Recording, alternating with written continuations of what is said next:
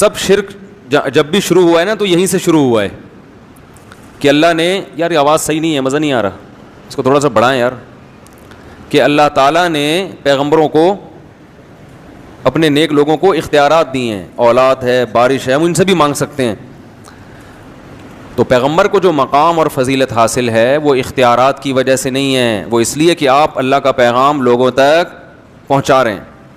دیکھو امریکہ کا سفیر یہاں پر آئے گا تو اس کی ایک ویلیو ہوگی نا, اس لیے تھوڑی کہ وہ فیصلہ بھی کر سکتا ہے, فیصلہ وہ نہیں کرے گا, فیصلہ تو حکومت کرے گی, لیکن اس کی کوئی عزت کیوں دی جائے گی؟ بھائی امریکہ کا سفیر ہے, اس کی توہین امریکہ کی توہین سمجھی جائے گی.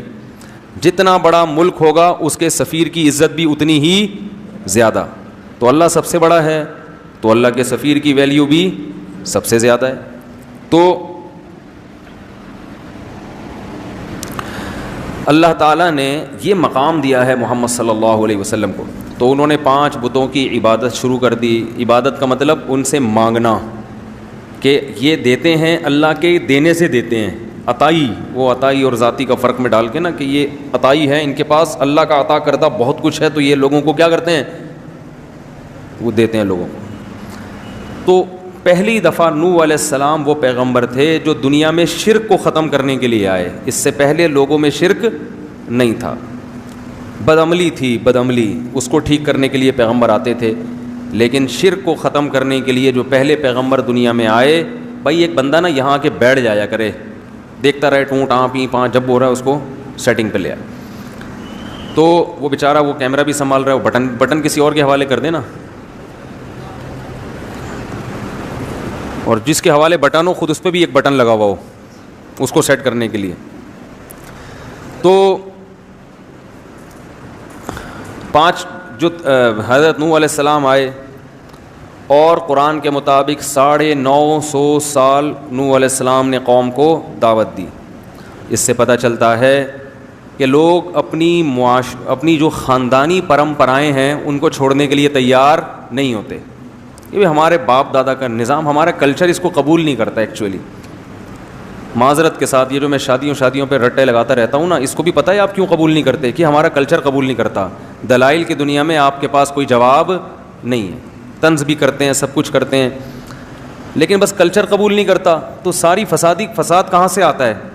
اچھائیاں بھی کلچر سے آتی ہیں, لیکن برائیاں بھی کلچر سے آتی ہیں. تو ہمیں یہ دیکھنا چاہیے کہ جو کلچر کی اچھی چیزیں ہیں ان کو اڈاپٹ کرنا چاہیے, جو بری چیزیں ہیں.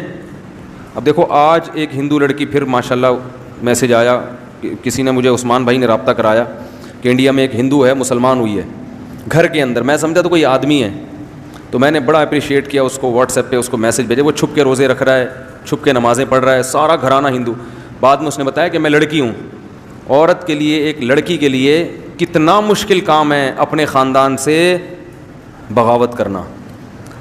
تو کیسے ہمت دی اللہ نے, لیکن چھپ کے روزے اور چھپ کے نمازیں, چاروں طرف ماحول ساتھ نہیں دے رہا. لیکن بات سمجھ میں آ گئی کہ بھئی ہم ان پتھروں کے بنے ہوئے بتوں کو کیوں پوجیں, یہ کیا لگتے ہیں ہمارے, یہ کیا لگتا ہے ہمارے. عجیب بات ہے, آپ کو کوئی آپ کے گھریلو معاملات میں دخل اندازی دے, آپ کو برا لگے گا نا.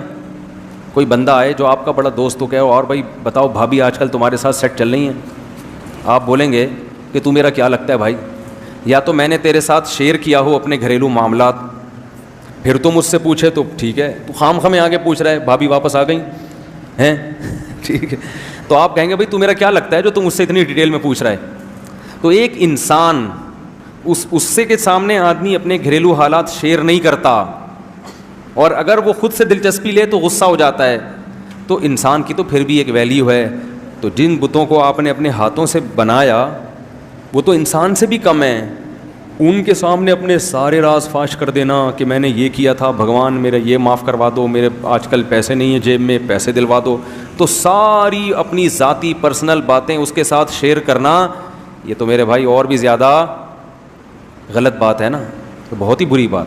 آپ بھگوان سے بولا کرو تو میرا کیا لگتا ہے بھائی, جو میں تجھے اپنے دکھڑے سناؤں, تو لگتا کیا ہے بھائی, تجھے تو کمپنی نے بنایا ہے. بس زیادہ نہیں بولوں گا میں. وہ ایک اور ہندو کا فون آ رہا ہے, وہ ہندو ہی ہے, وہ کہہ رہے یار آپ مذاق اڑاتے ہو ہندو مذہب کا. میں نے مذاق تو نہیں اڑایا بھائی کبھی. خیر, تو اللہ ہدایت دے، عقل سلیم عطا فرمائے. تو نوح علیہ السلام نے 950 سال دعوت دی ہے، 40-50 سے زیادہ لوگ ایمان نہیں لائے، 40-50. اور دن میں بھی پکارا، رات کو بھی پکارا، ربی انی دعوت قومی لیلا و نہارا، دن میں بھی گیا، رات کو بھی گیا. اور کیا ہو گیا تھا کہ دیکھ کے نا آنکھوں میں کانوں میں انگلیاں ڈالنے لگے تھے لوگ. اس وقت عمریں لمبی ہوتی تھیں لوگوں کی، قد بھی بڑے لمبے ہوتے تھے.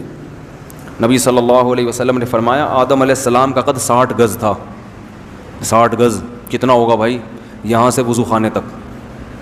پاؤں کتنے بڑے بڑے ہوں گے بھائی، آنکھیں بہت اللہ نے قد دیے تھے پہلے لوگوں کو. گھستے گھستے اتنے سے ہو گئے. اس زمانے میں تو بچے اتنے بڑے پیدا ہوتے تھے، بلکہ اس سے بھی بڑے بچے پیدا ہوتے ہوں گے. میں سوچتا ہوں اس زمانے کا انسان ہم لوگوں کو دیکھ لے، جیب میں ڈال کے چلا جائے گا، بولے گا یہ کیا ہو یار، تم لوگ ہو کیا؟ اور فن خوانی ایسے ہے، محلے کے دادا ایسے بنے ہوئے ہوں گے. تو چونٹیاں ہیں ہم لوگ تو ان کے مقابلے میں. تو عمریں بھی لمبی تھیں اور قد بھی لمبے تھے. ہوتے ہوتے اتنے سے رہ گئے ہم لوگ. اب آگے پتہ نہیں کیا ہوگا. یہ اگر سب چائنیز بن گئے فیوچر میں جا کے تو پتہ نہیں کیا ہوگا. تو وہ چائنیز اتنے چھوٹے چھوٹے تھائی لینڈ کے لوگ نا، ہم لوگ جب تھائی لینڈ میں لفٹ میں سوار ہوتے تھے تو لفٹ پہ لکھا ہوتا تھا 10 آدمیوں کی جگہ ہے. تو ہم بھی 5 ہی آتے تھے کہ لفٹ کا سائرن بجنا شروع ہو جاتا تھا. ہم حیران ہوتے.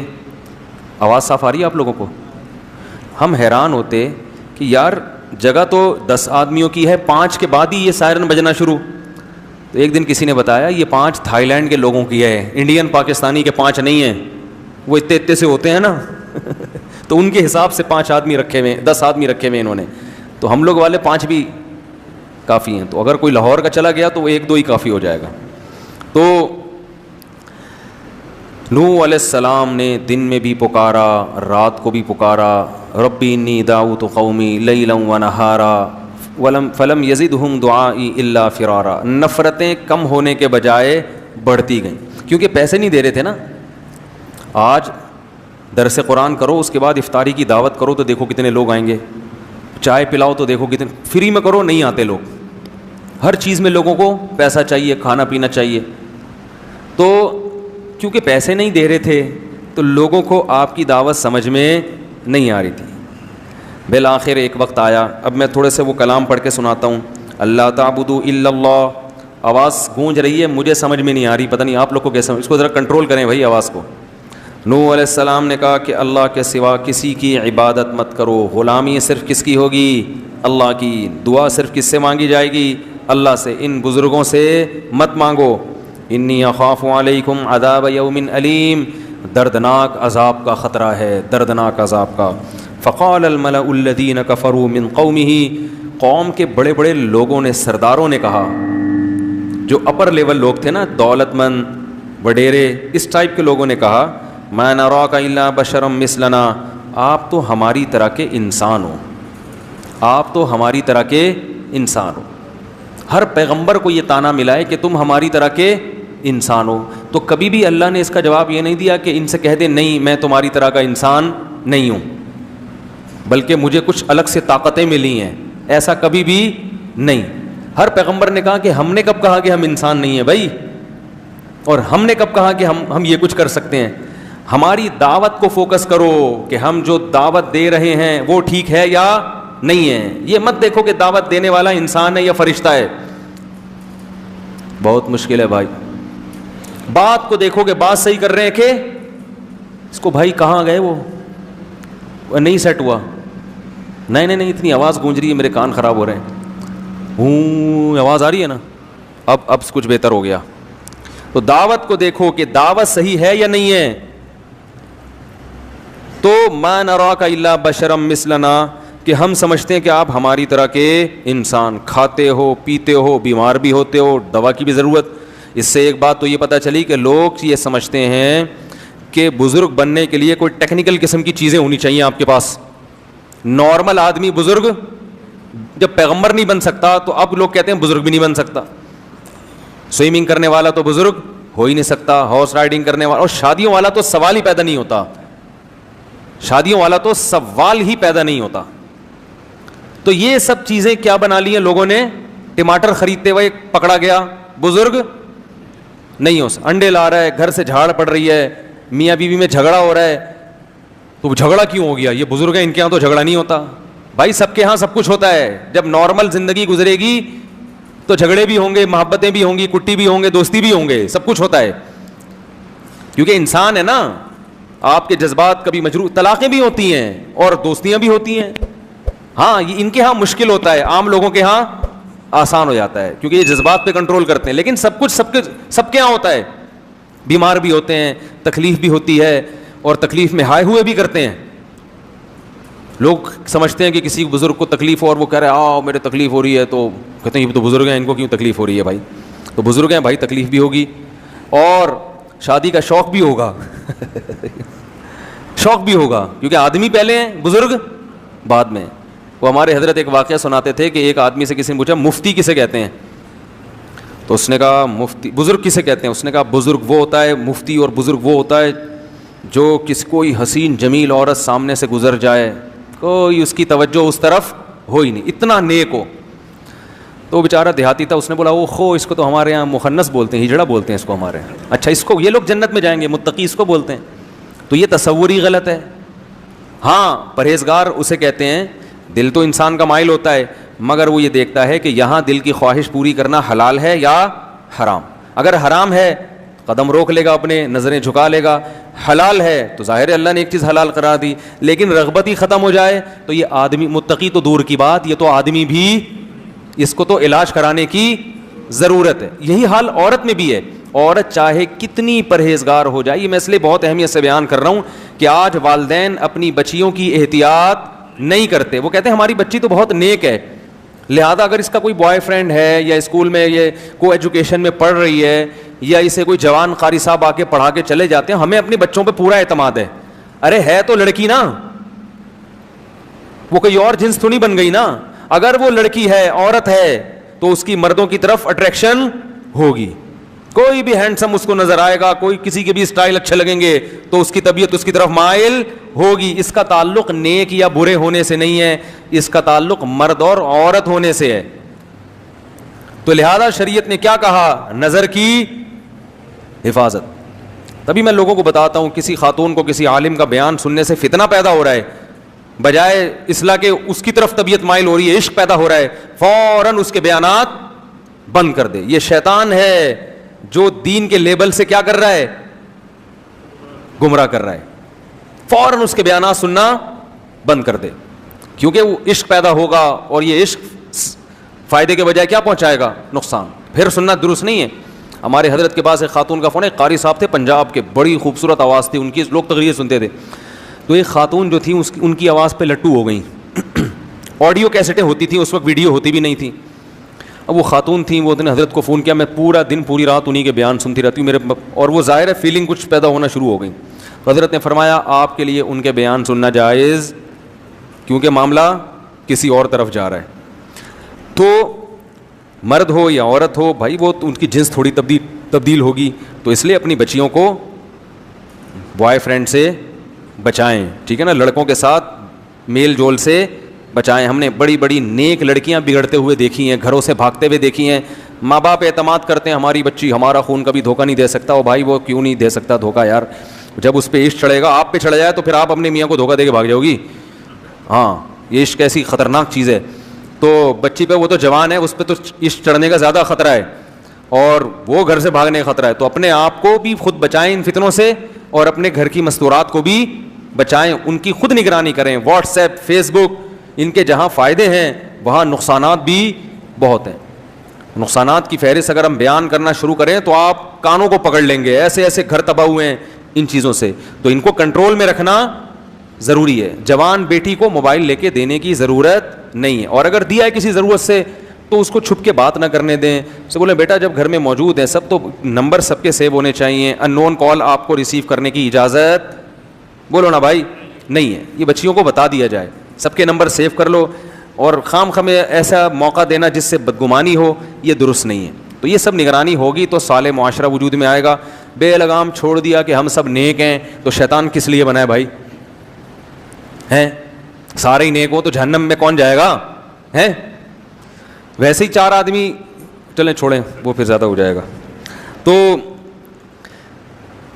نوح علیہ الصلاۃ والسلام نے سمجھایا تو قوم کیا کہتی ہے, ما نراک. ہاں تو میں بتا رہا تھا پیغمبر بھی بشر ہوتے تھے. مالی ھذا الرسول یاکل الطعام ویمشی فی الاسواق. نبی کو پتہ ہے کیا تانے دیتے تھے مشرکین, یہ کیسا, یہ تو سید الانبیاء ہے, یہ تو تمام پیغمبروں کا سردار ہے. یاکل الطعام, یہ تو کھانا بھی کھاتا ہے. ویمشی فی الاسواق, یہ تو بازار میں خریداری بھی کرتے ہیں. یہ سید الانبیاء, یہ کائنات کے سردار, یہ تو بازار میں, ان کو تو بھائی اللہ تو ان سے راضی ہے, ان کو تو گھر میں آلو پیاز ٹماٹر اور یہ ساری چیزیں گھر میں پہنچنی چاہیے نا. یہ تو اللہ سے دعا مانگے ایک دم سب کچھ آ جائے گھر میں. یہ پیغمبر ہو کے بازار میں خریداری کر رہے ہیں. لولا انزل الیہ کنز, آسمان سے خزانے کیوں نہیں اترتے ان کے اوپر. فرعون نے کیا تانا دیا موسیٰ علیہ السلام کو کہ میرے پاس دنیا کی ہر نعمت ہے, یہ تو غریب ہے, مسکین ہے, طاقت تو میرے پاس ہے, اگر اللہ ان سے خوش ہے تو پاور مجھے کیوں دی, ان کو کیوں نہیں دے دی اللہ نے. نہیں آ رہی بات. فرعون پتہ کیا کہتا تھا, میرے اوپر خزانے نازل ہوئے ہیں یا ان کے اوپر.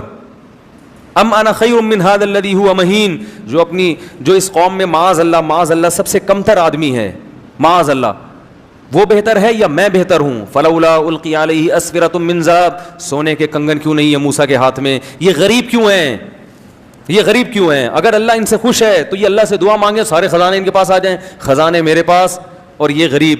تو ہمیشہ پیغمبروں کو الزام کیا لگا ہے, یہ ہماری طرح کے انسان, بلکہ بعض لوگوں نے الزام لگایا معاذ اللہ یہ ہم سے بھی بدتر ہیں, معاذ اللہ. تو اللہ کی نظر میں نبوت یا ولایت یا بزرگی کا یہ معیار نہیں ہے. بزرگ بیمار بھی ہوتے ہیں, ان کو کھانسی بھی ہوتی ہے, کولیسٹرول بھی آ سکتا ہے, کولیسٹرول کم بھی ہو سکتا ہے, ہارٹ اٹیک بھی ہو سکتا ہے, وہ ڈر بھی جاتے ہیں بعض دفعہ چیزیں دیکھ کے. موسیٰ علیہ السلام کلیم اللہ سانپ دے کے بھاگ گئے تھے, لاٹھی کو پھینکا سانپ بنی. قرآن کہہ رہا ہے موسیٰ علیہ السلام بھاگے, ولم یعقب, اور پیچھے مڑ کے نہیں دیکھا.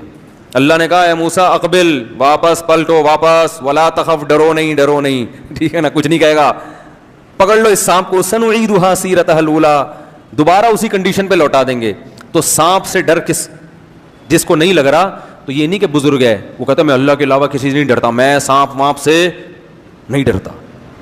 جو کہتے ہیں نا کہ جو اللہ سے ڈرتا ہے وہ کسی سے نہیں ڈرتا, اس کا ایک الگ مطلب ہے. اس کا یہ مطلب نہیں ہے کہ ظاہری لحاظ سے کسی سے ڈرتا ہی نہیں ہے. ایک دفعہ کسی نے مجھے کہا یار وہ نماز پڑھ رہے تھے, بم پھٹا, وہ بھاگ گئے. ایک صاحب جو ہے نا, یہ تو ان کی نمازوں کا حال ہے. تو میں نے کہا بہت اچھا کیا بم پھٹا, بھاگ گئے, ورنہ خود پھٹ جاتے تھوڑی دیر میں.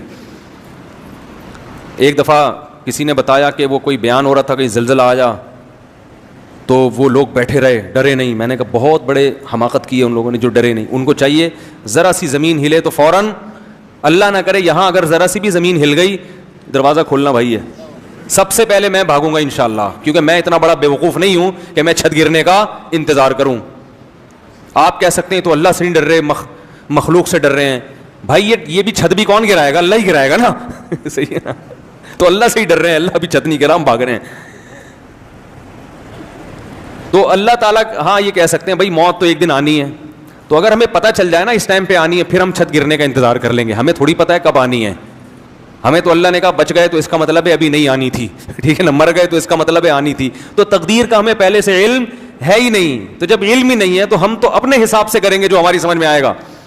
تو اللہ نہ کرے کہیں ذرا سی بھی زمین ہلے, تراویح چھوڑ کے پتلی گلی سے نکلو, کوئی کہے نا متقی نہیں ہو, بولے تو چلا جا بھائی, میں بھاگ رہا ہوں. تو یہ پاگلوں والی حرکتیں ہیں, بیوقوفوں والی باتیں ہیں. زلزلہ آ رہا ہے تو بھاگ نہیں رہے, وہاں سے طوفان آ رہا ہے تو ابے اللہ بچائے گا. ہم جب چھوٹے بچے تھے تو سمندری طوفان کا خطرہ تھا کراچی میں. یہ بہت پرانی بات ہے, میری عمر اس وقت 8 سال ہوگی, اور اس وقت جون جولائی کے روزے ہوتے تھے. والدہ نے ہمیں سحری کے لیے اٹھایا, اٹھتے تو تھے سحری میں, کبھی آدھا روزہ رکھتے تھے کبھی پورا رکھتے تھے. تو وہ اٹھایا تو پتہ چلا کہ کراچی میں طوفان آ رہا ہے. پولیس موبائلیں جو ہے نا وہ اسپیکر لے کے گھوم رہی تھیں, مائک لے کے, کہ علاقہ خالی کرو. تو ہم جہاں پہلے رہا کرتے تھے وہ کچھ نسبتاً سمندر کے قریب تھا وہ ایریا.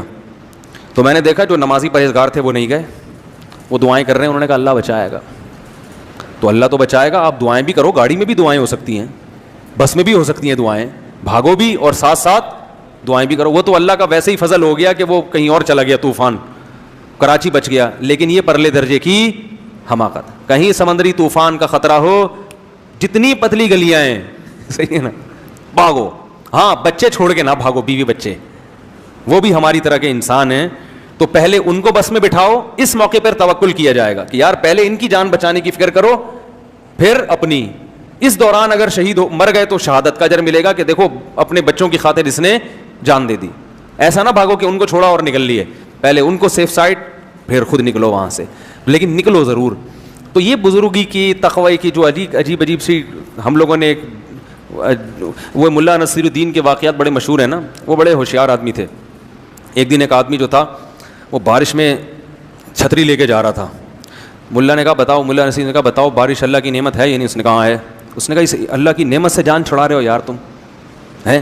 جگہ جگہ قرآن میں اللہ نے کہا ہے کہ یہ بارش کیا ہے؟ اللہ کی نعمت. اللہ نعمت دے رہا ہے اور تم اپنے آپ کو بچا رہے ہو.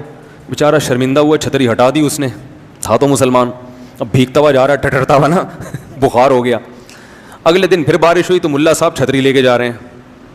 اس نے بولا یہ تو اللہ کی رحمت ہے, بچ کیوں رہے ہو؟ اس نے کہا میں گناہ گار, اللہ کی اس رحمت کو اپنے پاؤں سے روندوں یہ مجھ سے برداشت نہیں ہوتا. یہ پانی میرے پاؤں کے نیچے آ کے گرے ہیں, میں گناہ گار, ایسا گناہ گار, میں اس نعمت کا مستحق کہاں اس نعمت, ایسے کر کے ڈیڑھ ہوشیاری. تو یہ جو استثاء کے تقوی کی ترغیب دیتے ہیں نا آپ کو, یہ خود بڑے ڈیڑھ ہوشیار ہوتے ہیں, ٹھیک ہے نا. جیسے ہی زلزلہ آئے گا سب سے پہلے یہ فرار ہوں گے.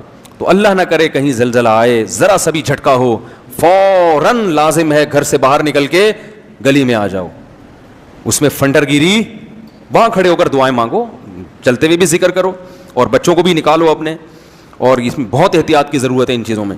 خیر, نبی نے فرمایا جب نماز پڑھ رہے ہو اور سانپ نظر آئے تو آپ نے فرمایا نماز چھوڑ کے پہلے کیا کرو؟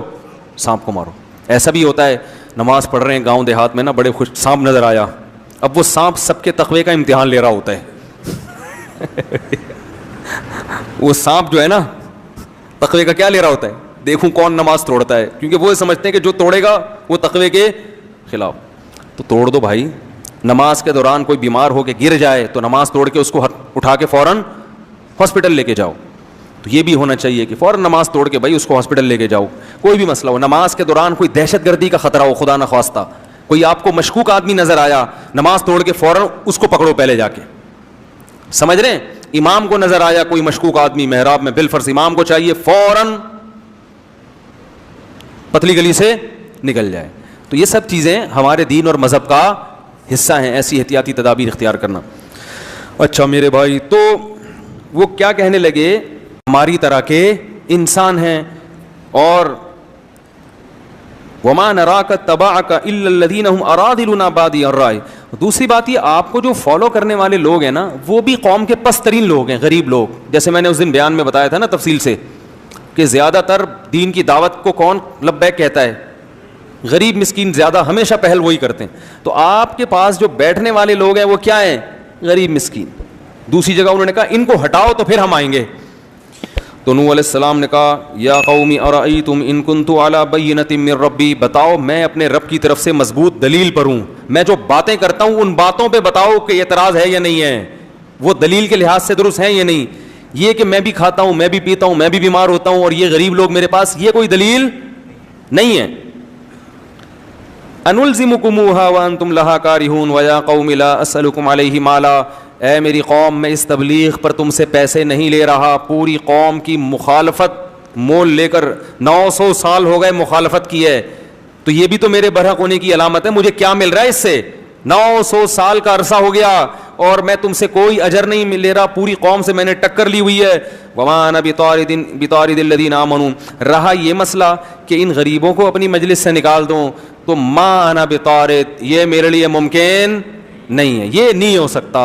چاہے سارے کافر ہو کے مر جاؤ, جو ایمان لانے والا ہے اس کو میں اپنی مجلس سے نکال دوں غریب یا مسکین ہونے کی بیس پہ, یہ میرے لیے ممکن نہیں ہے. انہم ملاقو ربہم, یہ بھی کل اپنے رب سے ملاقات کریں گے. ان کے اعمال کا بھی ان کو بدلہ دیا جائے گا, تمہارے اعمال کا بھی تم کو بدلہ دیا جائے گا. اللہ کی نظر میں امیر اور غریب کا فرق نہیں ہے. اور آگے کہنے لگے من ینصرنی من اللہ ان طردتہم, اگر میں نے ان کو دھتکار دیا, مجلس سے منع کر دیا, تو بتاؤ تم اللہ کے عذاب سے مجھے بچا سکتے ہو؟ پھر اگر گارنٹی دو, ٹھیک ہے نا, پھر میں اللہ سے پوچھوں گا کہ یہ بچا سکتے ہیں, تو اللہ بتائے گا ہاں بچا سکتے ہیں, تو ٹھیک ہے. کون بچائے گا بھائی مجھے؟ رہا یہ مسئلہ کہ میں تمہاری طرح کا انسان ہوں, تم یہ کہتے ہو, تو میں نے کب دعویٰ کیا ہے کہ میں تم سے ہٹ کر کوئی انسان ہوں؟ میں نے یہ دعویٰ بولو بھائی کیا ہی نہیں ہے. ولا اقول لکم عندی خزائن اللہ, میں یہ دعویٰ نہیں کرتا کہ میرے پاس اللہ کے خزانے ہیں, نہیں ہے میرے پاس خزانے. ولا اعلم الغیب, اور نہ میں غیب کی خبریں جانتا ہوں. ولا اقول انی ملک, نہ میں نے یہ دعویٰ کیا کہ میں فرشتہ ہوں. ولا اقول للذین تزدری اعینکم لن یؤتیہم اللہ خیرا, اور جن لوگوں کو تم ذلیل سمجھ رہے ہو ان غریبوں کو, ان کے بارے میں کبھی یہ دعویٰ ہی نہیں کرتا کہ اللہ ان کو جنت میں داخل نہیں کرے گا, یا یہ واقعی ذلیل لوگ ہیں. یہ تو تمہاری رائے ہے, میں اس رائے سے متفق نہیں ہوں. تو میں جو دعویٰ کر رہا ہوں نا اس پہ کوئی اعتراض کرو. جو دعوے میں نے کیے ہی نہیں ہیں وہ میرے مقابلے میں کیوں پیش کر رہے ہو بھائی؟ قالوا یا نوح قد جادلتنا, 950 سال جب اس اکھاڑ پچھاڑ میں گزرے ہیں نا, ہر وقت یہی باتیں, وہ یہ کہہ رہے ہیں, وہ یہ کہہ رہے ہیں, وہ یہ کہہ رہے ہیں. 950 سال جب گزر گئے تو قوم کہنے لگی قد جادلتنا فاکثرت جدالنا, اے نوح ہمارا تیرا جھگڑا بہت لمبا ہو گیا ہے اور یہ بہت طول پکڑ گیا ہے, اب اس کو ختم کر دینا چاہیے, اس جھگڑے کو, اب اس جھگڑے کو ختم کر دینا چاہیے. کیسے؟ فاتنا بما تعیدنا ان کنت من الصادقین, جس عذاب کا تو وعدہ کرتا ہے نا اب وہ عذاب لے آ. ہم تو ایمان لانے والے نہیں ہیں, تو اپنی دعوت میں لگا رہے گا, ہم انکار کرتے رہیں گے. یعنی گویا بزبان حال یہ کہنا چاہ رہے ہیں کہ آپ کا بھی ٹائم ویسٹ ہو رہا ہے اور ہمارا بھی ٹائم ویسٹ. خام خواہ کی جنگ ہے جس کا نہ کوئی سر نہ کوئی پیر. تو اب ایسا کرو کہ آر یا پار, اگر تو عذاب لے آ تو سچا, تو نہیں لا سکا تو اس کا مطلب معاذ اللہ تو جھوٹا ہے. نوح علیہ السلام نے کیا کہا؟ انما یاتیکم بہ اللہ ان شاء, دیکھو اللہ اگر چاہے گا تو عذاب بھی آ جائے گا. وما انتم بمعجزین, لیکن جب آئے گا تو تم اللہ کو ہرا نہیں سکو گے. ولا ينفعکم نصحی ان اردت ان انصح لکم, اور افسوس کے ساتھ کہنے لگے میں نے تمہاری خیر خواہی چاہی تھی مگر تم اپنی خیر خواہی کو پسند نہیں کر رہے. ان کان اللہ یرید ان یغویکم, اللہ نہیں اگر تمہیں ہلاک کرنے کا ارادہ کر لیا ہے تو میں بھلا کیا کر سکتا ہوں. وأوحی الی نوح, اللہ فرماتے ہیں اس کے بعد ہم نے نوح علیہ السلام کو وحی کی کہ انہ لن یؤمن من قومک الا من قد آمن, اے نوح جتنے لوگ ایمان لا چکے ہیں نا اس سے زیادہ مزید کوئی آدمی ایمان نہیں لائے گا. دیکھو عذاب ٹلا ہوا تھا اس لیے کہ اللہ کو پتا تھا کچھ لوگ اور بھی ہیں جو ایمان لائیں گے, ان کے ایمان لانے کا انتظار ہو رہا تھا. جب آخری شخص ایمان لایا ہے تو اللہ کے علم میں تھا کہ اب کوئی ایمان نہیں لائے گا. تو آپ دیکھو اللہ نے 950 سال تک اس آخری فرد کا بھی انتظار کیا ہے جس کے ایمان لانے کی امید ہے. اس سے پتہ چلتا ہے کہ اللہ کی نظر میں ایمان کی کتنی بڑی ویلیو ہے.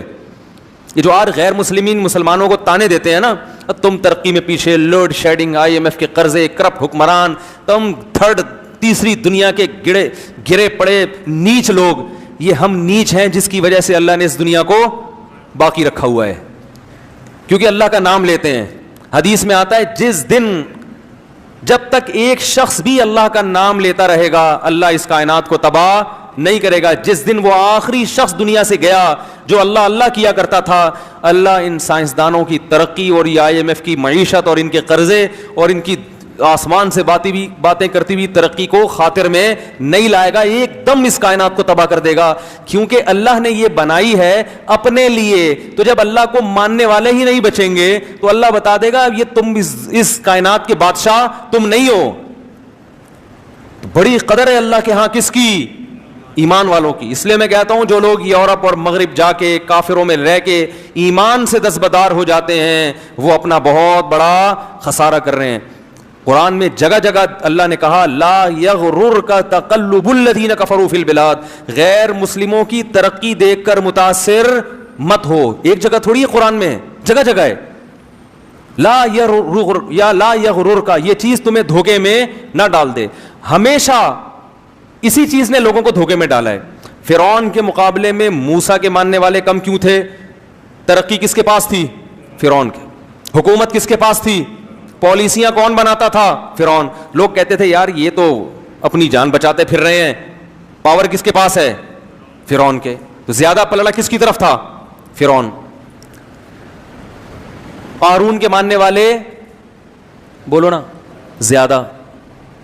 اسی طرح آج بھی یہی ہے دنیا میں. ہمیشہ اور اللہ نے کیا فرمایا ایک اور جگہ پہ سورہ زخرف میں فرمایا کہ اگر ہمیں یہ خطرہ نہ ہوتا کہ ایمان والے سارے ہی کافر نہ ہو جائیں تو ہم کافروں کو اس سے بھی زیادہ نوازتے جتنا ہم نے اب نوازا ہوا ہے.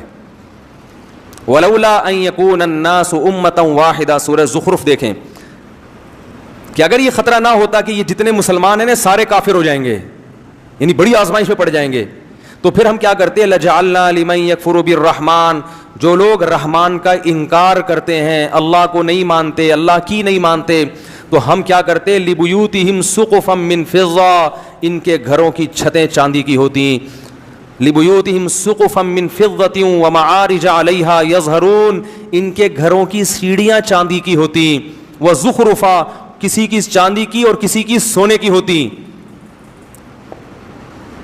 اور کیا لبیوتہم سقفا من فضۃ ومعارج علیہا یظہرون ولبیوتہم ابوابا, ان کے گھروں کے دروازے سونے اور چاندی کے ہوتے. اتنی دولت دیتے مگر پھر آزمائش مسلمانوں کے لیے, اور پھر تو اور نیک لوگوں کو تانے ملتے, ابے تمہارے پاس ہے کیا, ابے تمہارے تو پلاسٹک کے لوٹے تمہارے ٹوٹے ہوئے ہوتے ہیں, تمہارے یہاں تو پانی کا انتظام نہیں ہے, اگر یہ اسلام برحق دین ہوتا تو مسلمان اتنا دنیا میں پٹے کیوں, ساری ترقی تو وہ لے گئے, تم کیا کر رہے ہو. اتنے تانے ملتے کہ یہ جو تھوڑے بہت لوڈ شیڈنگ کے ستائے ہوئے لوگ اور کرپٹ حکمرانوں کے ستائے ہوئے لوگ یہ اور زیادہ ایمان سے دور ہو جاتے. تو اللہ کرواتے ہیں کہ ابھی اتنا نہیں دیا جتنا ہم دینا چاہتے تھے.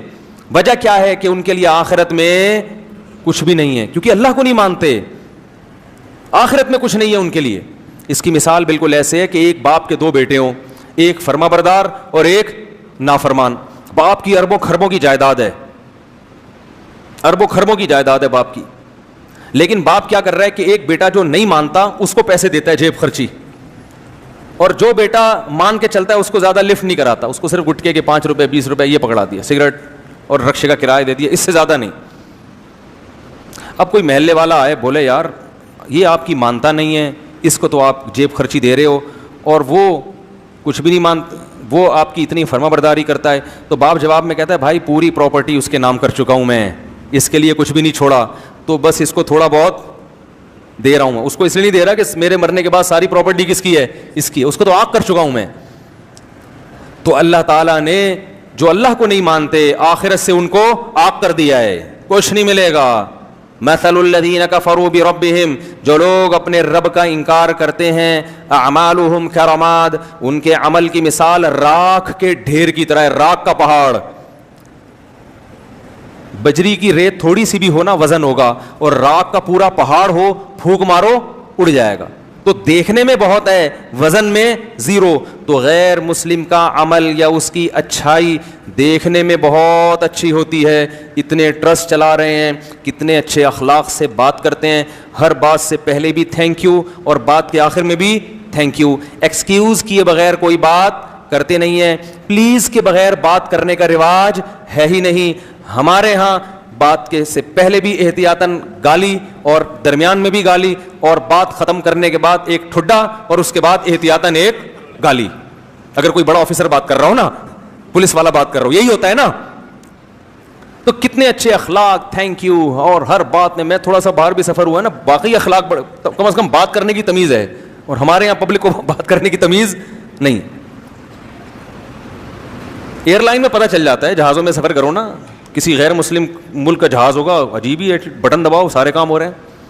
اپنے ملک کے جہاز میں بیٹھو, بٹن دباؤ کوئی بندہ ہی نہیں آتا, آئے گا تو بھول جائے گا. جب میں نے بٹن دبایا, پانی منگوایا, میں نے لیا بھائی پانی, کہہ رہا اچھا, پھر آیا ہی نہیں. کراچی جب میں اترنے لگا, اس نے کہا مجھے یاد ہے آپ نے پانی منگوایا تھا, میں ذرا بھول گیا. ہم نے کہا کوئی بات نہیں, کیا بگاڑ سکتے ہیں بھائی, کیا بگاڑ سکتے. تو لیکن اللہ کیا کہہ رہا ہے, اعمالہم کرامات, راکھ کے ڈھیر, کیونکہ ایک جرم اتنا بڑا انہوں نے کر لیا کہ اس جرم کا وزن ان کی نیکیوں کو کھا جائے گا. جیسے گھر میں بچے ہوں, بیٹا باپ کی نافرمانی کرتا ہو, مانتا نہیں ہو, لیکن مانتا ہو کہ ابا بہرحال میرا یہی ہے. دوسرا بیٹا بڑا فرما بردار ہے, لیکن جب اس سے پوچھو کہ ابا کی ماننی چاہیے کہ ماننی تو نہیں چاہیے, میں تو ویسے ہی مان رہا ہوں, یہ ابا میرا ہے, پہلے تو ڈی این اے سے ثابت تو کرو میرا ابا بھی ہے. تو وہ نافرمان سے ابا پھر بھی محبت کرے گا, اور جو ابا کے ابا ہونے کا انکار کر دے اس کو کہے گا بھائی تو بہت اچھا ہوگا گھر سے باہر, یہاں نہیں ہے تو جا کسی اور سے مانگ جا کے, باپ تو مانو نا مجھے پہلے. تو اللہ کہتے ہیں مجھے تو مانتے ہی نہیں ہیں, ان کی اسمبلیوں میں میرا نام نہیں لیا جاتا کہ اللہ کی کیا قانون ہے, اور نہ یہ مانتے ہیں کہ میں بنانے والا ہوں, اور اگر کوئی مانتا ہے کہ بنانے والا تو پھر میری کچھ ماننے کے لیے تیار نہیں. مسلمان کم از کم گناہ کرتا بھی ہے تو اس کے سامنے روتا بھی تو ہے نا کہ غلطی ہو گئی معاف کر دے, یہ تو روتے بھی نہیں ہیں, روتے بھی نہیں, اکڑتے ہیں, بحث کرتے ہیں. اس لیے ایمان سب سے بڑی نعمت ہے. تو 950 سال اللہ انتظار کرتے رہے کہ کسی ایک کافر کے دل میں بھی ذرا سی لچک ہے, اللہ کو پتا تھا یہ آئے گا آئے گا, آ گیا. جب وہ آخری شخص آیا ہے اللہ نے کہا اب کوئی مزید نہیں آئے گا. اب ان کو زندہ رکھنے کا نقصان یہ ہے ولا یلدوا الا فاجرا کفارا, یہ ایسی اولادیں پیدا کریں گی جو جہنم کی آگ کا ایندھن بنیں گی. ایسی اولادیں پیدا کرنے کے لیے ان کو دنیا میں چھوڑنا یہ انسانیت پہ رحم نہیں ہے. ان کی اولادیں بھی ایسے ہی نکلیں گی. تو کیسا اللہ نے ایمان کی قدر کی, اور یہی نبی صلی اللہ علیہ وسلم کو بھی حکم دیا. جب مشرکین نے کچھ صحابہ کو لے جا کے قتل کر دیا نا, آپ صلی اللہ علیہ وسلم بہت غضبناک ہوئے, اور کچھ قبیلوں کے لیے آپ صلی اللہ علیہ وسلم بددعائیں مانگنے لگے, فجر کی نماز میں قنوت نازلہ پڑھنے لگے. تو اللہ نے قرآن میں آیت نازل کی لیس لک من الامر شیء او یتوب علیہم او یعذبہم, اے نبی آپ ان کے لیے بددعا نہ کریں کیونکہ ان میں کچھ ایسے لوگ ہیں جن کو توبہ کی توفیق ملنے والی ہے. کچھ ایسے ہیں جن کو توبہ کی توفیق اللہ کے علم میں ہے کہ وہ ایمان قبول کر لیں گے. تو اللہ نبی کی بددعاؤں کو ان کی طرف پھیرنا نہیں چاہتے. ابو سفیان مسلمان ہو گئے تھے, ابو جہل کے بیٹے اکرمہ, نبی تو سب کے لیے بددعا کر رہے تھے نا جب بہت ستایا تھا انہوں نے, اور فرمایا کچھ ایسے ہیں جو ایمان قبول نہیں کریں گے تو اللہ ان کو خود عذاب دے دے گا. لیکن اس کے چکر میں ان لوگوں کو بھی بددعائیں لگ رہی ہیں جن کی قسمت میں ایمان لکھا ہوا ہے. تو ایمان اتنی بڑی نعمت ہے, اتنی بڑی نعمت. تو 40 45 یا 50 لوگ ایمان لائے, اور جب وہ آخری شخص ایمان لایا ہے اللہ نے کہا اے نوح اب یہ لوگ ایمان نہیں لائیں گے. لن یؤمن من قومک الا من قد آمن فلا تبتئس بما كانوا يفعلون. اب کروں کیا ہے اللہ میں؟ نوح علیہ السلام کو اللہ نے حکم دیا, پیغمبر کو خود نہیں پتا ہوتا کہ اب ہوگا کیا, ہر چیز اللہ سے پوچھ رہے ہیں, غیب کا علم نہیں ہوتا. اللہ نے کہا وصنع الفلک, کشتی بنا. صناعت عمل کا لفظ نہیں ہے, صنعت کہتے ہیں بڑی محنت سے کاریگری سے کوئی چیز بنانا. کشتی بنا بِأَعْيُنِنَا, ہماری نظروں کے سامنے, ہماری آنکھوں کے سامنے, یعنی بالکل ہماری نگرانی میں ہم بتائیں گے کون سا پھٹا کہاں جوڑنا, کیونکہ نوح علیہ السلام کو کشتی بنانا تھوڑی جانتے تھے.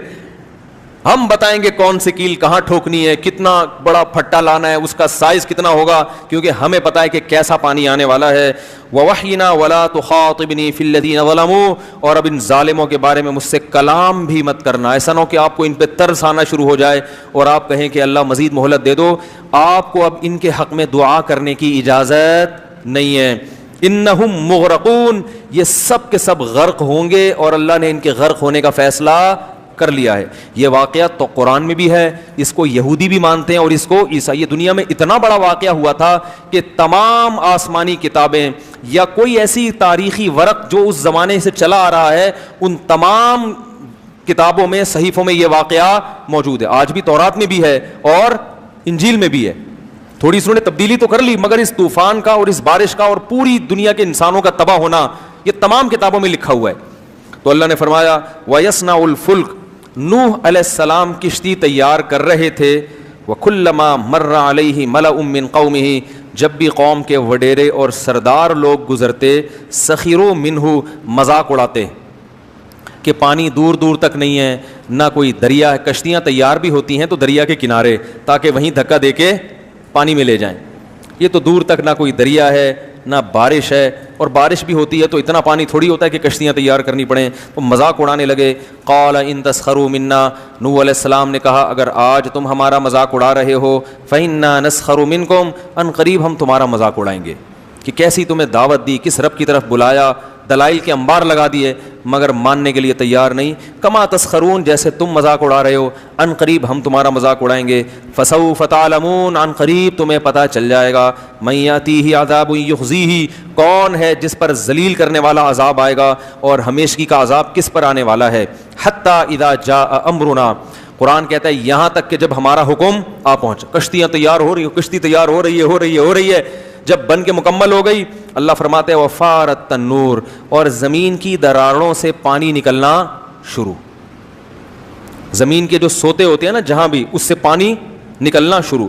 قرآن نے ایک جگہ آتا ہے کہ ہم نے آسمان کے بند بھی کھول دیے اور زمین کے بند بھی، زمین سے بھی پانی نکلنا شروع اور آسمان سے بھی پانی، بہت تیز پانی برسنا شروع. قُلْ نَحْمِلْ فِيهَا مِنْ كُلٍّ زَوْجَيْنِ، ہم نے نوح سے کہا کہ ہر جانور کی قسم میں 2 جوڑے لے لو، نر اور مادہ، کیونکہ جانور بھی ہلاک ہو جاتے ہیں ظاہر ہے انسان کے ساتھ. ہر جانور جس کو بھی زمین میں رہنا ہے اس سے ایک من کلٍ، ہر قسم کے جانور جو بھی پانی میں رہنے والے نہیں ہیں ان تمام جانوروں میں سے ایک جوڑا آپ رکھ لیں. وَأَهْلَكَ، اور اپنے رشتہ داروں کو بھی اس میں سوار کر لیں. إِلَّا مَنْ سَبَقَ عَلَيْهِ الْقَوْلُ، ہاں جس کے مقدر میں ہلاکت ہے وہ آپ کے ساتھ کشتی میں سوار نہیں ہوگا. وَمَا آمَنَ مَعَهُ إِلَّا قَلِيلٌ، اللہ فرماتے ہیں نوح کے ساتھ ایمان والے بہت تھوڑے لوگ تھے، بہت تھوڑے جو اس کشتی میں سوار ہوئے.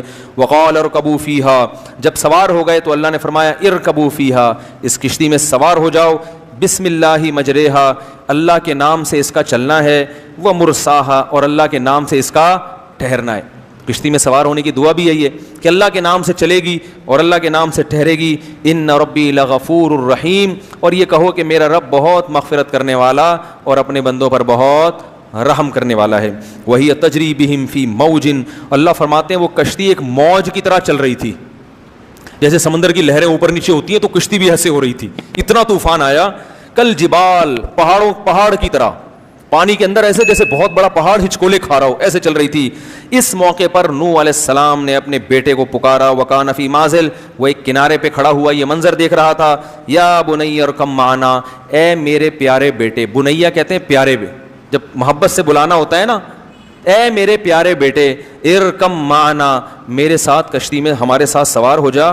ولا تکم مع الکافرین، اور کافروں میں مت ہو، کلمہ پڑھ لے اور آ جا کشتی میں. قالا، تو کہنے لگا، سآوی الی جبل، میں ایک پہاڑ پہ چڑھ جاؤں گا. یعصمنی من الماء، وہ پہاڑ مجھے پانی سے بچا لے گا. جب انسان کی خواہشات سے آنکھیں اندھی ہوتی ہیں نا تو یہ حال ہوتا ہے اس کا. یہ واقعات ہیں، مگر ان واقعات کو سن کر ہمیں اپنے گریبان میں جھانکنا چاہیے کہ ہمارے دل بھی ایسے سخت ہو چکے ہیں.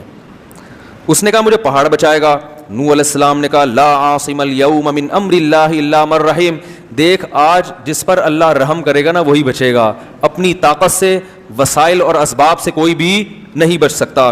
یہ بات ابھی ہو رہی ہے. قرآن کہہ رہا ہے وحال بینہم الموج، باپ اور بیٹے کے درمیان ایک لہر حائل ہوئی ہے. فکان من المغرقین، اور نوح علیہ السلام کے بیٹے کو لے کر اس نے پانی میں غرق کر دیا. قرآن میں دوسری جگہ آتا ہے اغرقوا فادخلوا نارا، پوری قوم غرق ہوئی اور آگ میں داخل. یہ قبر کا عذاب ہے.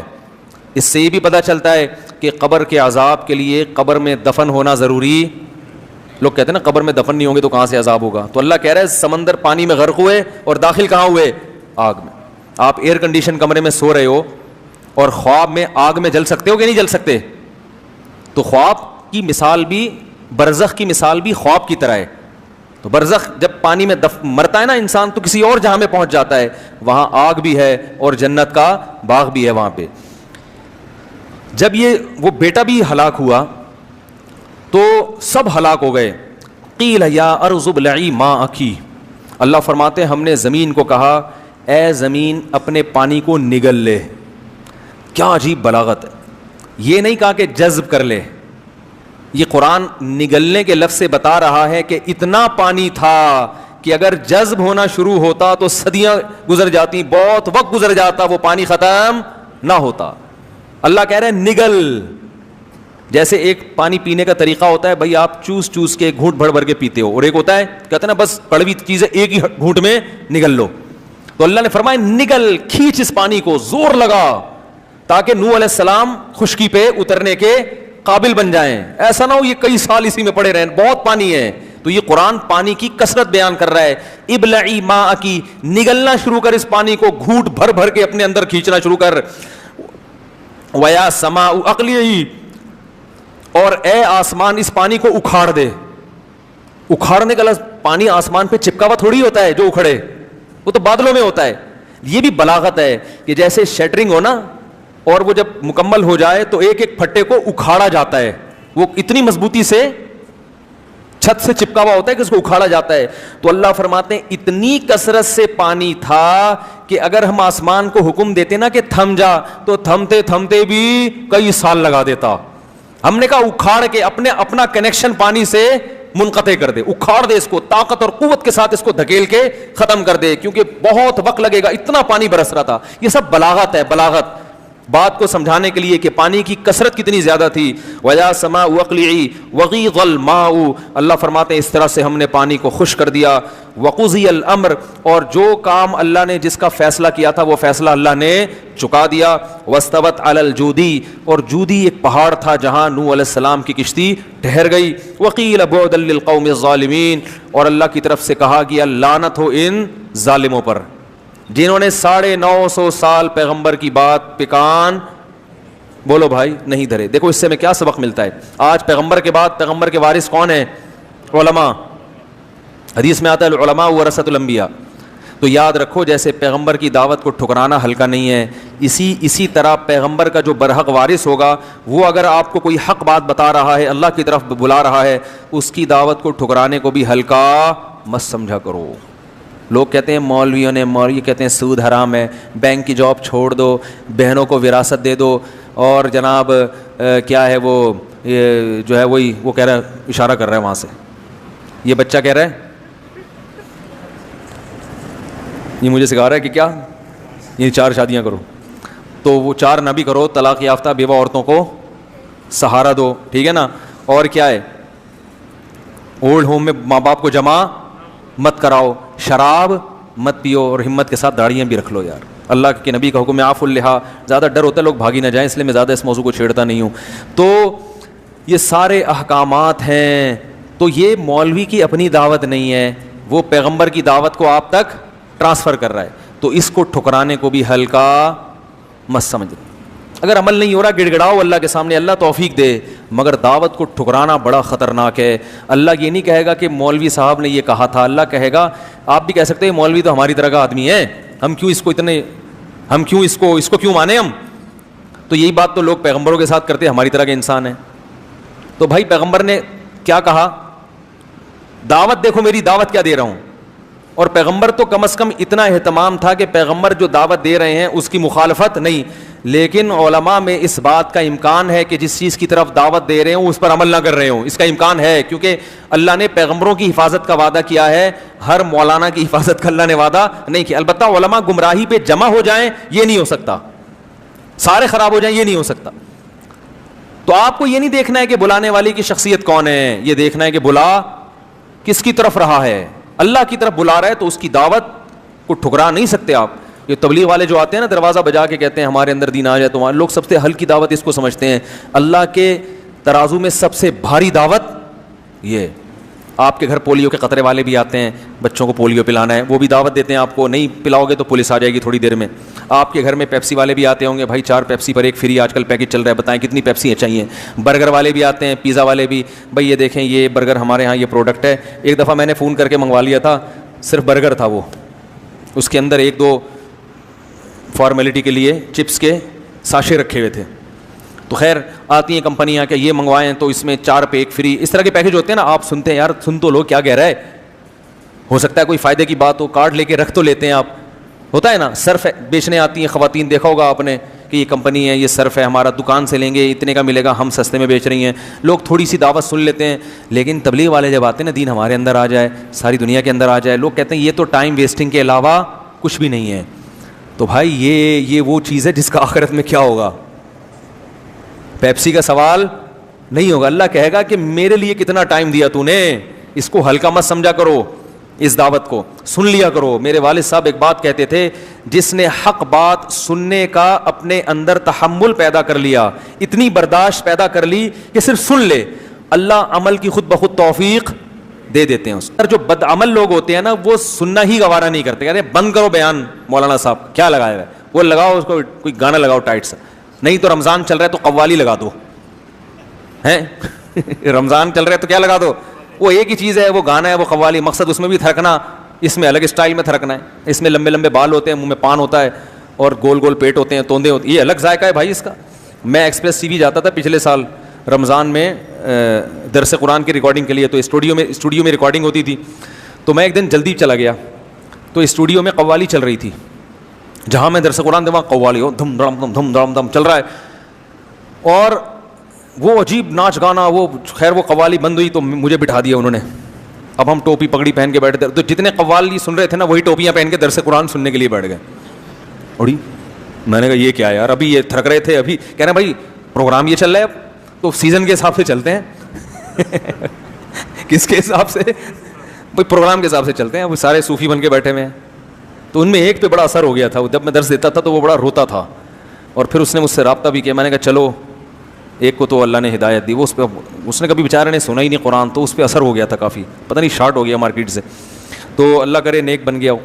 تو سب سے جو بڑی دعوت ہے نا اللہ کی نظر میں, وہ دعوت ہے جو لوگوں کو اللہ کی طرف بلائے. ومن احسن قولا ممن دعا الی اللہ, اللہ فرماتے ہیں اس سے اچھی بات کسی کی ہو ہی نہیں سکتی جو لوگوں کو اللہ کی طرف بلائے. بس یہ واقعہ جلدی سے ختم کرتا ہوں میں. تو اللہ نے فرمایا جب وہ پہاڑ پر ٹھہری ہے, ونادا نوح ربہ, نوح علیہ السلام نے اپنے رب کو پکارا. قال رب ان ابنی من اہلی, اے اللہ میرا بیٹا ہلاک ہو گیا, وہ تو میرا رشتہ دار تھا, میرے اہل میں سے تھا, اور تو نے وعدہ کیا تھا کہ میرے اہل و عیال میں سے کسی کو ہلاک نہیں کرے گا. اللہ نے کہا یا نوح انہ لیس من اہلک, وہ تیرے اہل میں سے نہیں تھا. انہ عمل غیر صالح, اس کا عمل ٹھیک نہیں تھا. اور پھر اللہ نے تنبیہ کی کہ مجھ سے دوبارہ ایسا سوال مت کرنا. نوح علیہ السلام نے اللہ سے استغفار کیا. اس کے بعد اللہ نے کہا یا نوح اہبط بسلام منا. اب پوری زمین میں اس وقت آبادی بھی ظاہر ہے کم ہوگی, اتنی تو نہیں ہوگی جتنی آج ہے, لیکن بہت بڑی خلقت ہلاک ہوئی ہے. تو نوح علیہ السلام اکیلے ان 40-50 آدمیوں کے ساتھ, باقی ساری انسانیت کیا ہو گئی؟ ہلاک. تو اللہ نے نوح علیہ السلام سے کہا اہبط, اس پہاڑ پہ اتریں, آپ اس سے نیچے اتریں, بسلام منا, میری طرف سے سلامتی, و برکات, اور برکتوں کے ساتھ. علیہ کا یہ برکتیں آپ پر بھی ہوں گی, اور ان امتوں پر بھی جو آپ کے ساتھ ہیں, ان قوموں پر بھی جو آپ پر ایمان لانے والے لوگ ہیں, جو آئندہ نسل میں, سب پر اللہ کی طرف سے برکتیں. وَأُمَمٌ سَنُمَتِّعُهُمْ, لیکن کچھ وقت کے بعد پھر ایسی قوم آنے والی ہے جس کو میں دنیا کے فائدے پہنچاؤں گا, لیکن پھر ان کو بھی دردناک عذاب ہوگا. کچھ وقت تو یہ انسان تمیز سے چلیں گے, اس کے بعد پھر پیغمبر کی تعلیمات کو آہستہ آہستہ پھر وہی دنیا داری میں لگ جائیں گے. تو قرآن کہہ رہا ہے تلک من انباء الغیب, اے محمد صلی اللہ علیہ وسلم یہ وہ غیب کی باتیں ہیں, نوحیہا الیک, جو ہم آپ کو بتا رہے ہیں. ما کنت تعلمھا انت, یہ باتیں آپ بھی نہیں جانتے تھے, ولا قومک, اور نہ آپ کی قوم جانتی تھی, آپ عالم الغیب نہیں ہیں. من قبل ھذا, میرے بتانے سے پہلے آپ نہیں جانتے تھے. فاصبر, لہذا جیسے نوح نے 950 سال صبر کیا ہے, آپ بھی ان مشرکین کی تکلیفوں پر صبر کریں. ان العاقبۃ, کیسا پیارا اختتام ہو رہا ہے اس واقعے کے, اینڈ کتنا اچھا ہے. فاصبر, اے محمد آپ کو بھی کیا کرنا ہے؟ صبر کرنا ہے. کیوں؟ ان العاقبۃ للمتقین, انجام ہمیشہ اچھے لوگوں کا ہوگا.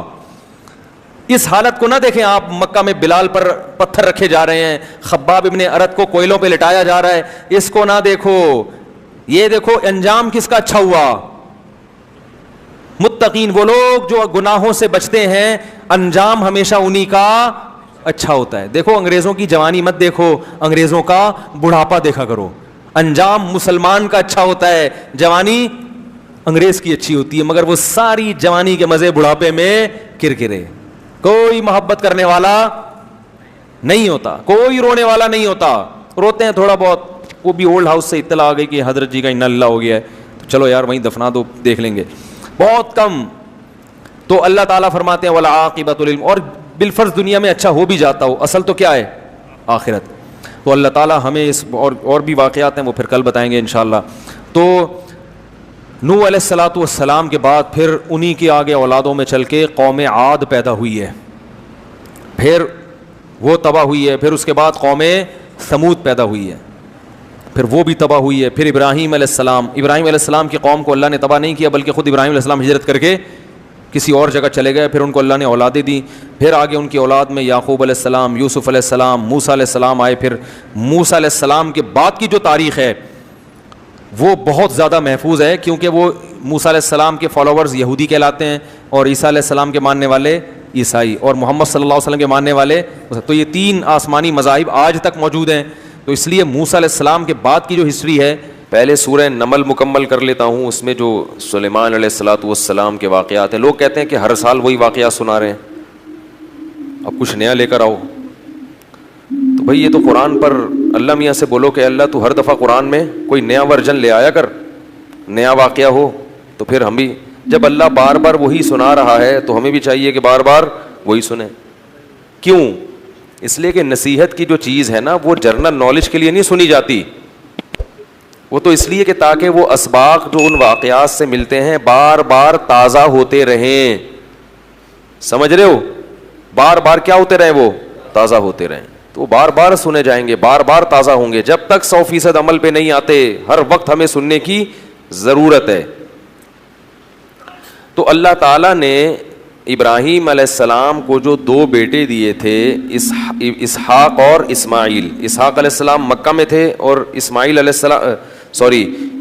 السلام مکہ میں آباد ہوئے، اور اسحاق علیہ السلام فلسطین میں، بیت المقدس پھر بعد میں آباد ہوا، شام میں، ارض شام. تو آگے پھر اسحاق علیہ السلام کی اولاد میں پیغمبر پیدا ہوئے ہیں، اسماعیل علیہ السلام، کیا ہو گیا مجھے یار، یعقوب علیہ السلام، جن کا نام تھا اسرائیل لقب. پھر ان کے بیٹے تھے یوسف علیہ السلام جو مصر میں تھے. واقعہ بتائیں، مصر چلے گئے تھے، بادشاہ بن گئے تھے. پھر آگے مصر میں ہوتے ہوتے ہوتے ہوتے بنی اسرائیل پر فرعون غالب آ گیا. مصر کے بادشاہ کو فرعون کہا جاتا تھا، جو بھی ہوتا تھا بادشاہ، اس لیے بہت سارے فرعون گزرے ہیں. لیکن قرآن نے جس کا واقعہ بیان کیا، یہ وہ فرعون تھا جو بنی اسرائیل کو جس نے غلام بنا لیا تھا اور بہت طاقتور بادشاہ تھا. یہ چونکہ یہ واقعہ جب تک پیغمبروں کا پورا سلسلہ معلوم نہیں ہوگا نا تو بات سمجھ میں نہیں آئے گی. تو بنی اسرائیل کو پھر فرعون سے نجات ملی. صحیح ہے. پھر اللہ نے بنی اسرائیل سے کہا کہ اللہ نے فرعون کو تو خود غرق کر دیا، اب تمہارے پاس ایک حکومت آئی ہے، ریاست آئی ہے، اللہ کی کتاب بھی آ گئی، اب تم جہاد کرو، اب تم اپنے پرانے وطن جاؤ. وہاں قوم عمالقہ کا قبضہ ہو گیا ہے، جہاں سے یعقوب علیہ السلام کو نکالا گیا تھا نا، بیت المقدس. ادخلوا الارض المقدسۃ التي كتب اللہ لکم، ارض مقدس. جیسے اللہ نے مسلمانوں کا مرکز مکہ کو بنایا، ایسے اللہ نے بنی اسرائیل کا مرکز بیت المقدس کو بنایا تھا کہ پیغمبروں کا جائے وطن بیت المقدس ہے، مصر نہیں ہے. یہاں تو کسی ایک وجہ سے آ گئے تھے، اب اس علاقے پہ قبضہ کرو اور بیت المقدس کو آزاد کراؤ، وہاں تمہاری خلافت قائم ہوگی، پھر وہاں سے پوری دنیا میں جہاد ہوگا، کیونکہ دین برحق اس وقت وہی تھا. اس لیے بیت المقدس کی بڑی فضیلت ہے، ہزاروں پیغمبر دفن ہے وہاں پہ. جتنے قرآن میں واقعات بیان ہوئے ہیں نا، 99% واقعات وہیں ہوئے ہیں شام میں. حضرت مریم کا بچے کی ولادت، عیسیٰ علیہ السلام کی تقریر، پھر موسیٰ علیہ السلام، زکریا علیہ السلام کا محراب میں کھڑے ہو کر اللہ سے اولاد کی دعائیں مانگنا، یہ سارے ادھر ہی ہوئے ہیں واقعات. یہ تاریخی واقعات ہیں. جو لوگ جاتے ہیں اب تو بیت المقدس جا نہیں سکتے، بڑی زبردست جگہ ہے، اگر اللہ کسی کو توفیق دے تو وہ جائے ضرور، ان جگہوں کی زیارتیں کرے. تو وہاں پر کیا ہوا کہ بنی اسرائیل کو کہا گیا اب کچھ ہمت خود کرو اور ارض مقدس پہ قبضہ کرو. تو وہ کہنے لگے، وہ وہاں قوم تھی بڑی طاقتور. تو بنی اسرائیل نے کہا کہ بہت طاقتور لوگ ہیں، پہلے اپنے کسی بندے کو بھیجا، جا کے دیکھ کر آؤ، اگر کمزور سے ہے نا کانگڑی پہلوان تو پھر تو جا کے لڑیں گے، اگر پاورفل ہیں تو ہم نہیں لڑ رہے بھائی. حالانکہ پیغمبر جب جہاد کا حکم دے دیں تو پھر وہ جہاد فرض ہو جاتا ہے. تو مشہور واقعہ ہے، بنی اسرائیل نے کہا اذهب انت وربك فقاتلا انا هنا قاعدون، اے موسیٰ تو جا اور تیرا رب جا، دونوں جا کے لڑو، ہم یہیں بیٹھ کے پروگرام دیکھ رہے ہیں. قال الرجلان من الذين يخافون، اللہ فرماتے ہیں ان میں 2 فرد جو اللہ سے ڈرتے تھے، انعم اللہ علیہما، اور اللہ نے ان پر انعام بھی کیا تھا. وہ کہنے لگے کہ چلے جاؤ، فَإِذَا دَخَلْتُمُوهُ فَإِنَّكُمْ غَالِبُونَ، جب موسیٰ کلیم اللہ کہہ رہے ہیں تو اللہ یقیناً مدد کرے گا، جاؤ ہمت کرو، اللہ غلبہ دے گا. ہمارے حضرت فرمایا کرتے تھے کتنے مبارک ہوں گے یہ 2 فرد جن کا اللہ نے قرآن میں تذکرہ کیا، اور اللہ گواہی دے رہا ہے کہ یہ 2 انعام یافتہ لوگ تھے. کہہ رہے ہیں کہ بھائی پیغمبر کی مانو، اپنی عقل مت چلاؤ. وہ لیکن کہنے لگے نہیں بھائی ہمارے لیے بڑا مسئلہ ہے یار. موسیٰ علیہ السلام کو غضب آیا اور انہوں نے اس مرتبہ دعا مانگی, اے اللہ میں اپنے اور اپنے بھائی کا تو مالک ہوں, ہارون کا, تو ہمیں کوئی حکم دے, ہم نہ کرے تو ہم سے پوچھ, یہ قوم میری سمجھ سے بالاتر, اتنے تیرے انعامات ہوئے, سب کچھ ہو گیا, لاٹھیوں کو سانپ بنتے ہوئے دیکھا, سمندر کے ٹکڑے ہوتے ہوئے دیکھا, فرعونیوں پر مینڈکوں کا, جوؤں کا, آگ کا عذاب, خون کا عذاب, ہر طرح کے عذاب دیکھے, اس کے بعد بھی اب یہ قوم ہمت خود کچھ کرنے کے لیے تیار نہیں ہے. سارے کام کون کرے گا؟ اللہ ہی کرے بس آسمان سے, کم ہمت. تو ففرق بینی و بین القوم الفاسقین, میرے اور اس فاسق قوم کے درمیان اب جدائی ڈال دے, میں نہیں رہ سکتا ان کے ساتھ. بہرحال کچھ عرصہ موسیٰ علیہ السلام رہے وادی تیہ میں اس قوم کے ساتھ. اللہ نے کہا کہ اب یہ 40 سال تک یہ علاقہ فتح نہیں ہوگا, 40 سال تک نا یہ میدان میں گھومتے رہیں گے بس. تو وہیں موسیٰ علیہ السلام کا پھر انتقال ہو گیا اور آپ دنیا سے چلے گئے. پھر موسیٰ علیہ السلام کے بعد پھر دوسرے پیغمبر آئے اور ان پیغمبر نے بنی اسرائیل کو پھر حکم دیا. بنی اسرائیل خود کہنے لگے کہ ہمیں آپ جہاد کا حکم کیوں نہیں دیتے ہیں بھائی, ہم بھی کچھ علاقہ فتح کریں ٹھیک ہے, اور ہمیں ہمارے گھروں سے نکالا گیا اور ظلم کیا گیا. الم تر الی الملأ من بنی اسرائیل من بعد موسیٰ, اللہ فرماتے ہیں موسیٰ کے بعد بنی اسرائیل کی ایک جماعت تھی, کیا تم نے ان کو دیکھا؟ تو اس وقت کے نبی نے ان سے کہا کہ تم سے امید یہ ہے کہ جب تم پر جہاد فرض ہوگا تو تم لڑو گے نہیں, خالی پیلی کی باتیں پھینک رہے ہو. بہت سے لوگ باتوں میں بڑے فنٹر ہوتے ہیں نا, جب کام آئے تو, اس لیے اللہ سے عافیت ہی مانگنی چاہیے بھائی. تو انہوں نے کہا نہیں ہم لڑیں گے. تو پھر جب ان پر جہاد فرض ہو گیا, نبی نے, اللہ نے ایک انہی میں سے کسی ایک کو کمانڈر بنایا جس کا نام تھا طالوت. طالوت کو کمانڈر بنایا تو وہ کہنے لگے کہ اب چونکہ لڑنا نہیں تھا نا, بہانے تراشنے لگے, تو کہنے لگے یہ والا کمانڈر ہمیں قبول نہیں ہے, جہاد کے لیے تو ہم تیار ہیں مگر یہ والا کمانڈر نہیں چلے گا کیونکہ یہ غریب ہے. دولت مند آدمی کو ہمیشہ غریب آدمی کی اتباع سے آر محسوس ہوتی ہے. پبلک کی عجیب ڈیمانڈ ہے. آج بہت سے لوگ پیسے والے عالم کی تقریر تو سنتے ہیں جو لینڈ کروزر میں گھوم رہا ہو اور بڑے زبردست اس کی شان بان ہو, غریب عالم کو عالم ماننے کے لیے بھی تیار, کہتے ہیں اس کو کیا پتا, اگر یہ اتنا ذہین ہوتا تو پیسے تو ہوتے اس کے پاس. یہ ایک لوگوں کی سوچ ہے, اور اللہ کا اصول یہ ہے کہ اکثر علماء ہمیں ہر دور میں غریب ہی رہے ہیں. یہ حضرت مولانا شرف علی تھانوی نے لکھی ہے یہ بات کہ یہ اللہ تعالیٰ نے کچھ ایسا معاملہ رکھا ہے علماء کے ساتھ کہ ہر دور میں علماء کی اکثریت غریب رہی ہے. صحابہ میں بھی آپ دیکھ لو, جو اہل علم تھے نا ان میں اکثر غریب تھے. عبداللہ بن مسعود رضی اللہ تعالیٰ عنہ کا بہت بڑا مقام ہے مگر انتہائی غریب. یہ جو قرآن میں آتا ہے نا کہ مشرکین کہتے ہیں ان غریبوں کو اپنی مجلس سے نکالو, تو مفسرین نے لکھا ان میں حضرت عبداللہ بن مسعود بھی داخل تھے. اور اللہ نے اپنے نبی کو حکم دیا وَاصْبِرْ نَفْسَكَ مَعَ الَّذِينَ يَدْعُونَ رَبَّهُمْ بِالْغَدَاةِ وَالْعَشِيِّ, کہ اے نبی آپ نے اپنے آپ کو ان لوگوں کے ساتھ باؤنڈ کر کے رکھنا ہے جو دن رات اللہ کو پکارتے ہیں چاہے وہ غریب ہی کیوں نہ ہو.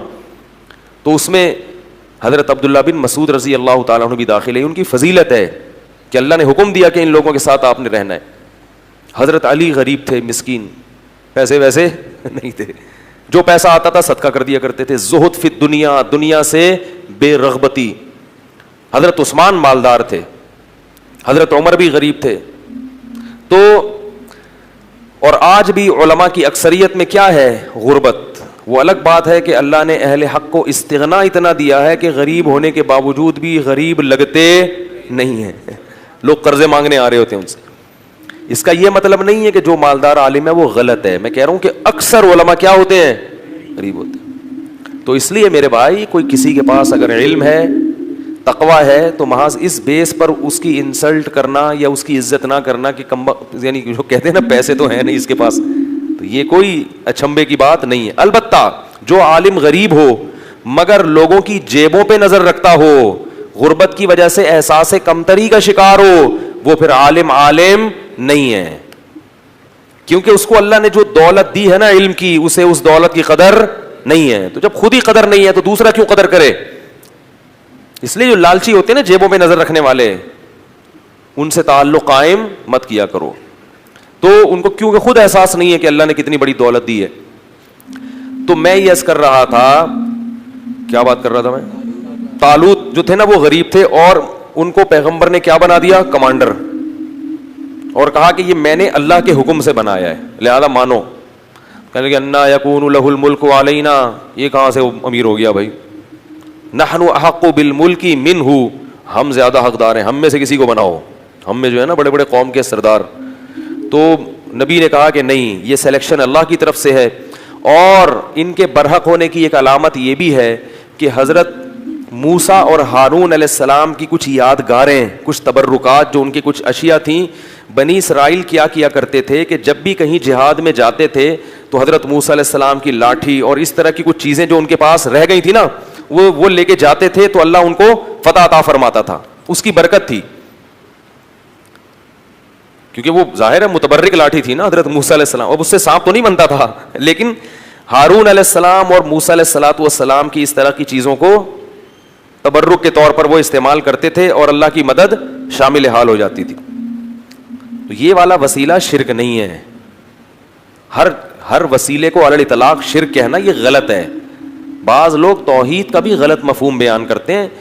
دیکھو لوگوں کا مزاج ہوتا ہے نا توحید پہ سننا پسند کرتے ہیں بہت سے لوگ, تو کیا کرتے ہیں لوگ ہر چیز کو شرک شرک شرک شرک کہہ کے یہ ثابت کرتے ہیں کہ ہم بہت بڑے موحد ہیں. لوگ کہتے ہیں یہ ہوتی ہے توحید, حالانکہ وہ توحید نہیں ہوتی, وہ کرامتوں کا انکار ہو رہا ہوتا ہے. سمجھ رہے ہو؟ تو ہر چیز کو اعتدال ضروری ہے. جتنا شریعت نے جس چیز کو بتایا ہے آپ اس کو اتنا ہی رکھیں, اس میں زیادہ فنٹر گیری کی کوشش مت کریں. توحید میں بھی غلو درست نہیں ہے, ایک چیز توحید میں شامل نہیں ہے, آپ اس کو خام خامیں. تو وہ جو تبرکات تھے انبیاء کے, اس کا فائدہ کیا ہوتا تھا کہ ان کی وجہ سے اللہ کی مدد نازل ہوتی تھی. تو یہ تبرک جائز ہے. تو اہل اللہ سے اس قسم کا تبرک بھی جائز ہے. جیسے حضرت عباس رضی اللہ تعالیٰ عنہ کے وسیلے سے صحابہ دعا مانگتے تھے کہ اللہ ان کی وجہ سے تو کیا کر دے بارش. اب یہ شرک نہیں ہے, اس لیے کہ حضرت عباس سے تھوڑی کہہ رہے کہ آپ برسا دیں بارش. بارش کس سے برسوا رہے ہیں؟ اللہ سے. لیکن کہہ رہے کہ اللہ ہمارے درمیان نبی کے چچا موجود ہیں, ان کی لاج رکھ لے. تو اللہ تو خیال کرتا ہے نا بندوں کا. بھائی کیا ہو گیا؟ یہ والا وسیلہ بالکل جائز ہے. ہاں یہ وسیلہ کہ حضرت عباس بارش برسائیں گے, یہ شرک ہو جائے گا. ان کے اختیار میں بارش برسانا نہیں ہے. تو کسی نیک آدمی کو اپنے درمیان رکھنا تاکہ اس کی وجہ سے اللہ کی ہم پہ برکتیں ہوں, اس کو بھی وسیلے سے تعبیر کیا جاتا ہے. یہ بالکل جائز ہے اور قرآن و سنت سے ثابت ہے. سمجھ میں نہیں آ رہی میرا خیال ہے بات. لیکن دینے والی ذات صرف اللہ کی ہے, اور اللہ ان کی وجہ سے مجبور نہیں ہو جاتا. اللہ پہ جبر کوئی نہیں کر سکتا کہ ایک بزرگ کو لے گئے تو اب اللہ بارش برسائے گئے, مجبور نہیں ہے. ہاں اللہ کی رحمت کو اپنی طرف مائل کرنے کے لیے اللہ یہ اتنا نیک آدمی ہمارے درمیان موجود ہے. اس سے بھی پتہ چلتا ہے کہ جیسے نیک لوگوں کے ہونے سے برکتیں نازل ہوتی ہیں, برے لوگوں کے ہونے سے نحوستوں کا بھی اسی طرح امکان ہوتا ہے. سمجھ میں نہیں آ رہی بات؟ تو اس لیے اس کا بھی خیال کیا کرو کہ جیسے بے نمازی ہوتے ہیں گھروں کے اندر, اس میں گھر میں بے برکتی ہوتی ہے, تو اس کو نمازی بنانے, گھر سے تو نہیں نکالو, تو اس کو نمازی بنانے کی کوشش کرو. گھر میں ایک روزے دار ہے, روزہ خور ہے, جیسے روزے داروں کی وجہ سے گھر میں برکت ہوگی تو روزہ خوروں کی وجہ سے گھر میں نحوست بھی ہوگی. تو ان کو مت کھانے دو, بولو تمہاری وجہ سے ہماری برکت بھی اٹھے گی. تو نیکیوں سے برکتیں آتی ہیں اور برائیوں سے نحوستیں آتی ہیں. نیک لوگوں سے برکتیں آتی ہیں اور برے لوگوں سے نحوستیں آتی ہیں. تو نبی نے ان سے کہا کہ ایک تابوت آئے گا جس میں تمہارے رب کی طرف سے سکینت ہوگی, اطمینان ہوگا, کیونکہ بقیۃ مما ترک آل موسیٰ و آل ہارون, کہ موسیٰ علیہ السلام کی آل نے جو کچھ چھوڑا اور ہارون علیہ السلام کی آل کی جو چیزیں تھیں وہ اس کے اندر رکھی ہوں گی. اسی سے یہ پتہ چلتا ہے کہ جو نالین شریف کا ایک نقشہ ہے, اگر وہ کسی کے پاس ہو تو اس کی وجہ سے اللہ کی برکت ہو سکتی ہے, لیکن یہ ضروری ہے کہ یہ آتھینٹک ہو, کوئی سند ہو کہ یہ وہی نال ہے جو رسول اللہ صلی اللہ علیہ وسلم کا تھا, جبکہ ہمارے پاس اس کی کوئی حقیقی سند موجود نہیں ہے. اور دوسری بات یہ کہ ان چیزوں میں غلو کرنا درست نہیں ہے, کہ آپ ان چیزوں میں اتنا غلو کریں کہ اعمال کی طرف سے آپ میں کوتاہی ہونا شروع ہو جائے اور نالین ہی کو سب کچھ سمجھنا شروع کر دیں. سب سے پہلے عمل ہے, باقی چیزیں اس کے بعد ہیں. عمل آپ کو 100% شریعت کے مطابق لانا ہے, شرک سے بھی بچنا ہے, بدعات سے بھی بچنا ہے, پورا متبع سنت بننا ہے. اس کے بعد یہ چیزیں غریبی کے طور پہ, کہ بھئی غریبی کے طور پہ کہ بھئی اللہ یہ بھی ہے، یہ بھی ہے. جیسے کسی کو حافظ بنا دیتا ہے انسان کے قیامت میں سفارش کرے گا, تو یہ غریبیاں ہیں. اب آپ نے حافظ بنا دی اپنے بچے کو کہ سفارش کرے گا, لیکن نماز ایک نہیں پڑھ رہے آپ. جو چیز اللہ نے کہا ہے کہ وہ لازمی کرو وہ کر نہیں رہے, جو لازمی نہیں ہے اس پہ زور دے رہے ہیں. تو اللہ نے یہ تو نہیں کہا کہ نالین شریفین رکھو, یہ تو ایک محبت کا ایک اصول ہے. اگر کسی کو محبت ہے تو وہ نبی صلی اللہ